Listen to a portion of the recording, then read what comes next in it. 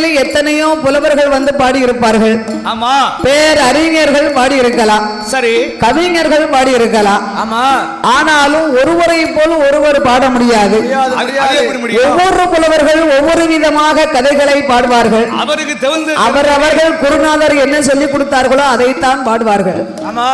கற்றது கைமண் அளவு கல்லாதது உலகளவு என்பார். உலகளவு என்பார். இந்த முத்தாரம்மன் திருவாலயத்திலே என்ன தென்காசி மாவட்டம், தூத்துக்குடி மாவட்டம், கன்னியாகுமரி மாவட்டம், நாகர்கோவில இருந்து பெரிய பெரிய கலை மாமணிகள் வித்வான்கள் வந்திருக்கின்றார்கள். உங்க எல்லோருக்கும் முன்பாக நான் ஒரு சிறிய பிள்ளை.